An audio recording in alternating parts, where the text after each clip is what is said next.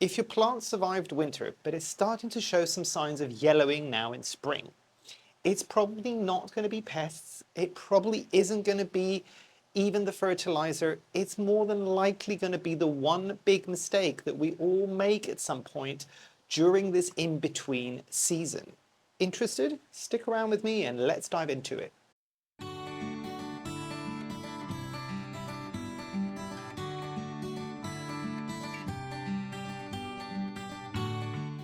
Hi, my name is Memo, this is my channel, Houseplantygoodness, and essentially it's a place where I like to geek out about my big passion. You might be able to see some behind me, it's tropical houseplants. So today I'm going to attempt to show you how roots and the soil might be changing and the speed of drying that might be happening at this time of the year, and also things that you could be doing in order to make sure that you're not shocking your plants when this seasonal change is happening. But first, before we dive into any of that, let's kind of pinpoint what the in-between season really is. And some of you might be sitting there going, it's quite obvious, it's what happens when the seasons start to change. Yes, but there's a bit more nuance towards it. And I've got two plants that I'm kind of holding up today. One is my Studinera caryi, which is starting to show active growth, and the other is my Silver Dragon Alocasia, which is still more or less in a dormant state. And there is a reason why there's such a distinction between the two of them. But let's think a bit more about what seasonal change is like. And I'm specifically talking about the seasonal change from kind of winter into spring at this point in time. Anything that I'm saying in this video will also apply for the seasonal change that's going to be happening from summer into autumn, but just flip all of this on its head essentially, because what I'm going to be talking about now is things going from a more dormant season into a more active growth season, which in the summer towards autumn time, the opposite will happen. So you're going from a more active growth season into a more dormant season. But coming back into what we're talking about now, which is this transition into spring from winter. The big thing that we need to remember around this time of the year is that light levels will start increasing likely way before the temperatures start increasing. And it makes sense. This is what we experience in the springtime, especially if you're living anywhere quite north in the world. Like I live in the UK, and I'm already starting to notice that days are getting a lot longer, even if the temperatures are still remaining relatively cool. And that's important for a lot of these plants. And the thing that we need to remember is that day hours or light hours throughout the day will trigger hormonal changes in all of our plants. And you can see this as well if you're looking at things out in nature, in your garden, all of these things. It doesn't matter where you are. When that season starts to change is when you're starting to see things begin to wake up, in essence, which is what we're always waiting for in spring, in a lot of your plants. And the one thing that you maybe don't see as often, especially if you're looking outside, and even if you don't have something like clear pots, is you don't start seeing the root activity beginning at this early stage, because you might start getting a root activity. So let me show you this alocasia, and hopefully this will be focusing. This alocasia does have a root somewhere that you should be able to see about there, and that is new. So there is new root growth that is happening on this plant, even if nothing is changing up above. Conversely, this plant, the Studinera, has got an awful lot of roots because it started activating a lot earlier, but it's starting to show more active growth points up top as well. And that's the thing that we need to remember. And a big scientific word alert, and I'll explain it here. Cytokinin is starting to activate a bit more within the roots of most of our plants around this transitional period. And the way that you need to look at it is, I think, if I'm not mistaken, cytokinin is always present within plants, but production of cytokinin starts to increase around this time of the year. And the roots at this point of the year are at the stage where they're absorbing more of that air and also water. Because I think a lot of people will be like, yes, they're absorbing a lot more water because I can see my plants are kind of drying out a bit more. But Aeration becomes highly important now. I mean, it is even more so in the winter, because if you don't have a lot of air, that's when you start getting the root rots, or it's a higher risk of root rot. But at this point, they are activating a lot more, so they need both. They need both air and water. And that's the thing you need to remember. Your plant roots start waking up way before you start increasing the watering. But a lot of you might be asking, what is actually happening in the soil? And I've got two kind of very obvious choices in terms of pots. One being a clear pot, it could be a nursery pot, clear plastic pot. This one is one that I do swear by because it's got loads of the holes around. I don't think I got it from any specific plant shop. This was like an Amazon's purchase basically. And then terracotta pots. And both of these will give you different advantages at different times of the year. Now we need to remember that during the seasons in winter, there is slower evaporation happening, and the water is just generally being absorbed a lot slower by the plant because it is not actively growing the same way that it would do in the sunnier and warmer months of the year. I'm not telling you anything that's new here. I'm just stating a fact that most of us already pretty much know. But the thing that does happen in the spring, and it happens gradually, because you need to remember this is a bit more like a wave that's going to happen basically. So it might have been low in the winter, the evaporation and the water uptake from the roots, and in the spring it's starting to climb. Obviously in the summer you're looking at those kind of peaks of that incline upwards, but the spring is when it will slowly start to increase. If you think about it like a chart, because I'm a bit of a math geek, if you think about it like a chart, we're kind of on the up before we hit a bit of a plateau and a curve. But that is something that's important, and that's when things like a clear pot will be really useful for you. I was talking before about the student area. You can kind of see it here. It's a really good time and a really good kind of pot material, essentially, because I can see what's happening in here. But a lot of people will forget that terracotta does have a similar effect. So if you're in the winter months and it's taking longer for things to evaporate, or even for the roots to be uptaking water, you might see this terracotta pot, or whatever terracotta pot you've got a plant in, staying wetter on the surface for a lot longer. It's usually when you start getting some of the algae buildup and everything like that around the terracotta. Conversely, when you're starting to go into the springtime, before you even got to the summer where this might dry out super quickly on the outside and you're no longer seeing a wet pot, but you're seeing a dry pot, you might start seeing that, you know what, this used to take 10 days to dry with the plant in it and everything in the winter months, but now that it's spring, it's taking 5 days, which means that both it's evaporating faster and also the plant is absorbing water a lot faster. And this is the big thing that most people forget a lot of times, because even if you've got a clear pot and you can see in, not talking about terracotta, because that's still a bit of a, you're waiting for the terracotta itself to show you that signal of that kind of moisture being around it and everything. With the clear pots, you're just like, well, it's dry at the top and it's dry on the sides. It needs a watering now. The thing you need to remember about this transitional period, when that chart starts to go upwards, is that the root, the middle part of the kind of soil and that kind of center of it really might still be sapping wet. You might be getting a lot more of that moisture kind of drying out from the outside and the top, but the middle bit is where you need to be careful. And that is where things like a chopstick, your finger, a moisture meter is really going to come in useful. And I know a lot of people have issues with moisture meters or any of these methods because they tend to just stick it in one location. No, you need to use these tools properly and stick it in multiple locations, including close to the center. And you need to be looking at it, because you might be setting it on the side, might be putting it really, really to the edge and just go, oh, it's bone dry. But then if I stick the same thing in the center, it's just like, oh no, that is fully sapping wet. So that is something that you need to be aware of. It's more dangerous at this time of the year than it will be in the summer, because it tends to dry out a bit more evenly in those summer months. The other thing you need to be remembering, especially at this time of the year, is, and I know there's a lot of you that do this, which is great as well, this is something that people have been using for years, is weight. This will only come from experience. So if you're just starting off, you probably won't know what things feel like. But there's certain plants in my collection that I've been picking up and watering for years now.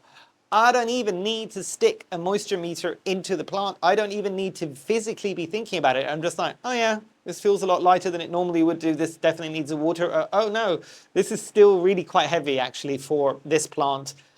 Yeah, this probably can go for a bit longer before it needs any watering. That becomes highly important. Granted, and I can hear a lot of people going, but it's really difficult to do that with terracotta. You would be surprised, because even with terracotta, a lot of the times, if you've been around for a while and you've been watering that plant and lifting that terracotta pot up with the plant throughout the months or years, you will get to a point where you realize, actually, yeah, no, this is, I mean, it's a heavy pot. Generally, they're much heavier than a plastic pot ever will be. I'm not telling you anything exciting here, but you will recognize the difference between a terracotta being heavy and a terracotta being lighter. We need to be thinking about capillary action when it comes to the roots as well, making sure that there are oxygen pockets throughout the plant. And I might be able to bring you this and show you, hopefully that will focus. There is a big air pocket there.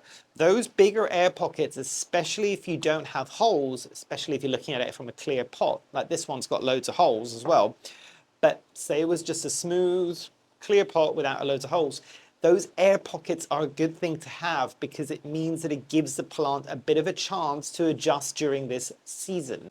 And the thing we need to be thinking of is at this time of the year is when microbial activity is starting to wake up again. A lot of the things that are happening within soil structures, specifically if you are growing in soil, this might not apply if you're growing in semi-hydro.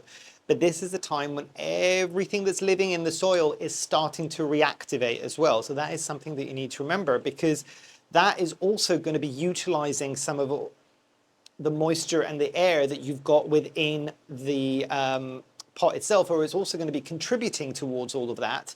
That is something that you need to start thinking, because it's not just the plant that's activating, it's the microbial activity that's happening within the pot. One of the biggest mistakes that people will do around this time of the year is just go, oh, there's a new leaf. I must water you more frequently now. But what you're not seeing is just because there's a new leaf, it doesn't necessarily mean that there's more roots.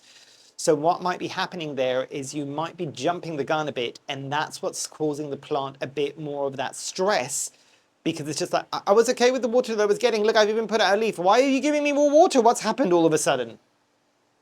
Remember to take a moment, step back, adjust, observe, maybe leave it for a few days, and then see how it goes. And check the roots if you can, if you've got the clear pots. So how about I give you a bit of a system so that you can start kind of implementing whatever version of this you want into your care routine to help avoid some of the issues that might happen at this time of the year. Step one, don't increase the watering frequency fast. You don't want to be going, oh, you know what? I was watering every 10 days or checking to water every 10 days in the winter. And now that I'm seeing more things happening, whether it's roots, leaves, and all these things, I probably need to move it to, you know what, even if you're being cautious and you're saying, okay, I know from past experience that plant in the summer needs water or needs to be checked for watering every 4 days, you don't go, oh, it's every 10 days now to every 4 days. No, no, no, no, no, no, no, no, no, no, no. Take a step back, because even that gradual, firstly, you're going to need to look at something a bit more gradual, but you don't need to do that just yet. Pause and observe first. Step two, before you start looking at increasing frequency of water, start thinking about increasing volume of water. And you might be sitting there going, well, I don't understand. I'm always, especially if you're one of those people that will always like flush your plants all the way through until you see water coming out at the bottom. Yes, but I will pose a question to you, because some people might have noticed it, some people might have not. In the winter, a lot of the times, what a lot of us will do is let our plants go dry for drier than we would do in the summer or spring, and also dry for longer in order to help stave off any issues like root rot. And also if a plant is actively dormant, then it doesn't need quite so much all the time. But frequency isn't the key here. Volume can be, but you're just like, but I was saying, I'm flushing it. Like, how much more do I need to be doing in terms of volume? But what you might notice when you are watering at that time, when it stayed drier for longer, is that even when you are flushing it all the way through, and this is not a bad thing for winter, you might be seeing that, you know what, okay, It's taking up the water. It's not sapping wet just yet, but it's probably enough. I can put it back in the pot or back in the decorative pot if you've got like a cash pot. What I would suggest is probably a better idea at that point is use the cash pot, flush everything, let it get watered. If you've got a cash pot, you can use a little container. If you don't, that's fine.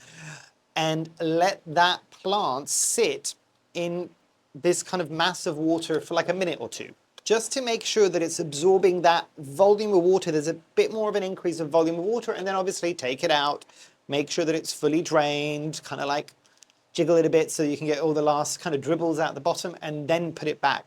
That's you increasing the volume of water a bit more. That only applies if, even if you're flushing, you're seeing that it's not getting sapping wet at that point. But that is a better, more gradual way of doing it. And then the third thing that you want to start doing is shortening that interval period between watering or between drying, less so than watering. So think less schedule and think more drying.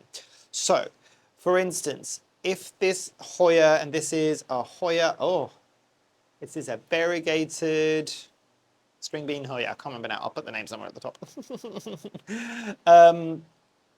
But this is something that in the winter months, and you can see it's quite dry on the top there, in the winter months, I might let this be fully dry, or at least from what I can see in terms of its dryness, for 3 or 4 or 5 days before I water again. What will start happening at this stage is that you need to start shortening that period of dryness. So if it was dry and then 5 days and then water, it might be dry and then 4 days and then water, and then gradually be dry and 5 days and then water. So you're kind of closing that period of how long the plant stays dry for, fully dry, or as dry as you can for that specific plant. I'm using a Hoya here so it can go more or less fully dry. But other plants have shorter tolerances before you water. And again, remember, we're adjusting watering down to the dry down time, not necessarily a calendar. We talked about calendars before, and the habit is good, but this is really the crux of the point of the year where if you're doing a true schedule, this can be a bit risky. This might be the one time of the year that I'm saying, you know what, keep your schedule if you find that it's working for you, and that's absolutely fine, but this is maybe the time to be a tiny bit more vigilant and don't just water automatically. Think before you water and adjust, and your plants will be happier overall anyway, and you'll stress them less at this time of the year. This is less risky if you're not doing this during the winter and the summer, but more so during this transitional periods is where people can get caught out of it. Right, let's see some differences in terms of root activity, and I'm going to bring this up a bit closer so you can kind of see it, hopefully hide my face there. You might be able to see, if you can't, I'll put it in editing, you might be able to see some older kind of darker roots that are appearing on the side, and then some fresher, lighter roots that are appearing there. And that is going to be something that you're going to notice across the board for a lot of your plants. Some of the older roots might be a dark color, they might be dying off, but you're also going to be seeing brighter colored roots. And I'm not specifically saying white roots and all these things, because some plants have got different shades of roots as well. I think, is it the Pink Princess has got like reddish type roots, if I'm not mistaken, or pinkish. So it's just lighter than the base color, and you should see the older roots being a deeper shade of whatever color those roots generally tend to be. And again, this is where you really need to be thinking about how your roots are. So if they're lighter in color, they're actively growing. If they're a bit more of a deeper shade of that light shade, then they're probably just mature, stable roots. That's absolutely fine. If they are going a darker, much darker color, and they're a bit mushy, that's probably going to be suggesting oxygen deprivation. It might not be root rot just yet, but your risk skyrockets exponentially at that point. So this is definitely the time of the year where you need to be looking out for this.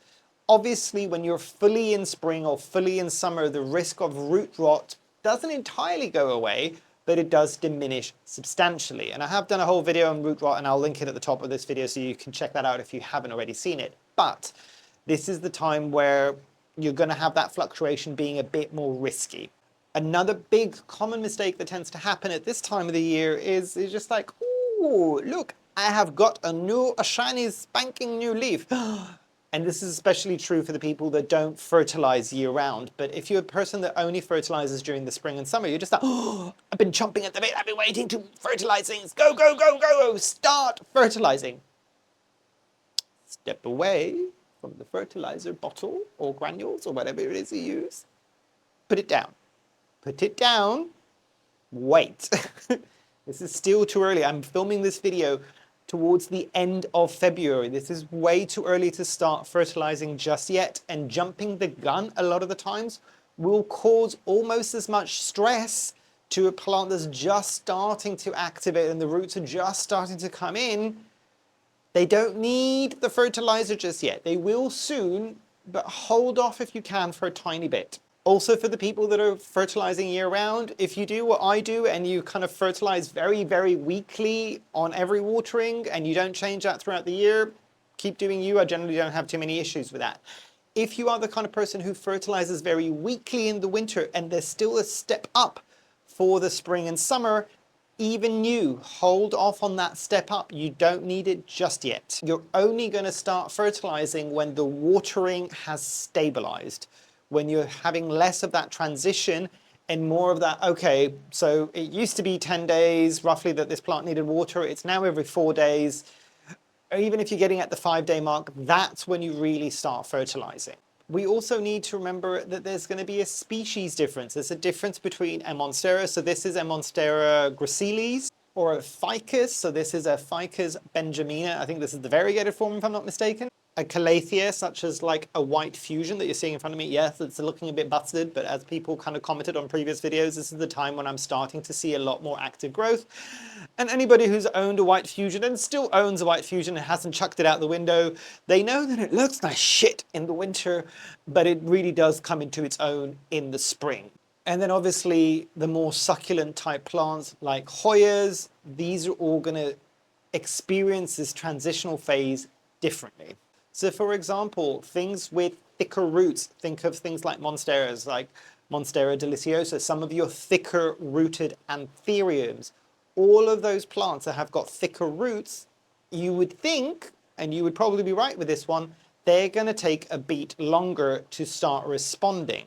So the scale up that's going to happen there is going to be slower. Conversely, with things that have got thinner roots, something like the Hoyas, something like the ficuses, and I've just put the ficus down, they're going to be much faster to start showing that root activation. There's also a little caveat that you need to remember here. High humidity plants might dry out slower indoors regardless of what season it is. So just bear that in mind, because this is something that a lot of people tend to forget when they're having these types of conversations. Humidity needs to be taken into consideration as well. How about some common mistakes, kind of quick style? So one is watering immediately as soon as you start seeing yellowing leaves, because you're just like, ah, the leaves are yellowing. I've not reacted fast enough to the seasonal change. Go, go, go. All systems go. Rush to start going back into kind of more of a summer watering routine. The other one is, it's just like, oh, it's getting warmer. I'm feeling nice and warm indoors, even though you probably still have the heating on. I'm feeling nice. I'm feeling a lot warmer. Ugh, this is the time of the year where I'm just starting to feel a bit warmer. Obviously, I need to start watering this a bit faster. Do not be watering because of temperature. You need to be watering based of soil, dryness, and also root activity. Temperature hasn't got anything to do with it just yet, because I'm going to be very blunt with people. The reality is the temperature change that you're already feeling, because you are primed to feel that difference. You've had enough of winter and all these things at this point in time, isn't as noticeable as you might think for these plants. I have talked about this on a different video. A lot of our tropical plants, if you think about where they are coming from naturally, the winter for us is depths of winter for them. Their idea of winter is at best our summers for a lot of us. So bear that in mind. They have not felt that temperature change the way that you have. Because you need to remember the temperature difference between the winter months and the summer months in these tropical regions, and I know for a lot of people in the tropical regions, you don't even consider them that. You literally will consider them dry seasons or wet seasons. Isn't that much. It is usually a few degrees. So this won't be feeling that difference that you think is already happening in terms of temperature, because we've not even hit its minimum threshold for winter, or the kind of the cooler time of the year for the tropical region yet. And then the other one, I was just talking about it. Let's fertilize everything. Go, go, go, go, go, go, go, go, go. Get the fertilizer. Go, go, go, go, go, go, go. And this is the time of the year where you're just like, oh, I can see growth. Promote, promote, promote, promote, promote. Go, go, go, go, go, go, go. This is where I'm going to try and get as much activity as possible. Hold. They're only just waking up. It's like literally, if you think about yourself, any kind of person or human being, you have literally just got out of bed, you have just woken up, you haven't even truly opened your eyes, like we say in Greece, properly yet. You've not even had a coffee, and somebody goes, here's a 5-course breakfast. Please eat. I want to see you grow. Give it a minute. Give it a minute. Like a small coffee, if you drink coffee, or a pastry or whatever, a small light breakfast or a bit of fruit. That's all you need at that particular moment in time. You're not quite there yet. Or how about the one mistake that pretty much most of us have made at the beginning of our journey, where you're just like, oh, spring is here. I've been good. I have not repotted everything in the winter because some arbitrary rule told me that I cannot be repotting in the winter. See my rules video. But I'm just like, I need to repot and up the watering.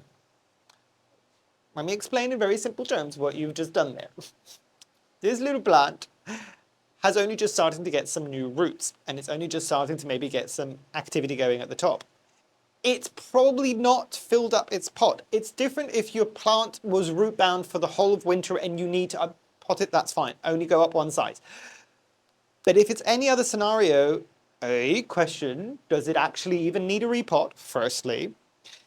And then what you're going to be doing here is just like, oh, right, I need to water you more frequently, and I'm going to give you a big pot. Oh, do all the good things for you to prepare you for this growing season.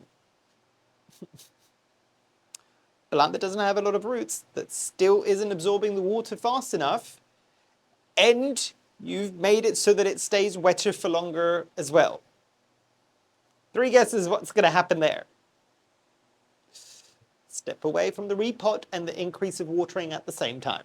I've been prattling on for a bit too long. I won't keep you much longer. Some of my kind of final thoughts on this is you need to just be aware that the transitional period means that you are also gradually transitioning. The same way that your plants are gradually transitioning. Do not go from 0 to 100 in no time flat. I know there's a lot of people that have been waiting. It's like you're at that child that is just, is it Christmas Day yet? Is it Christmas Day yet? I need to open all of the gifts at the same time. Breathe, take a chill pill. It's okay. Things are happening. Don't overdo it. And you need to remember that in-between season isn't about watering more, it's about watering smarter.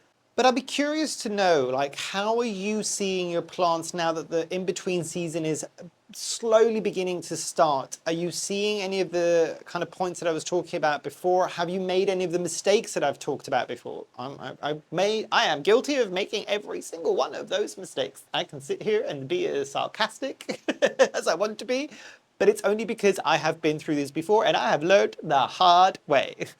Remember we talked in other videos that no such thing as a green thumb, and usually if you've got green thumbs, there's usually a whole slew of dead plants behind you that you've learnt on. This is how we all earned our stripes. But it is one of those things that maybe tell me if you've had similar experiences, what you find might be tricky at this time of the year, or maybe what you do to avoid that. And maybe just tell me if there's 1 or 2 plants that you find exceptionally challenging at this time of the year, that you know either you're experiencing for the first time a challenge, or you've seen this time and time again that you're just like, this plant, I just cannot get happy when the transitional period happens. I'm very, very curious, and I'm sure other people would, if for no other reason, it can give each other a bit of solace and just kind of go, I've got the same plant, I've got the same issue, I'm not the only one. Yeah. Yeah, I think I'll leave you on that note, but yes, exciting times. We're coming into more of an active growth season. But yes, hopefully you've enjoyed. Hopefully I shall see you here soon. And I truly, truly hope that you have a great rest of your day. Thanks. Bye.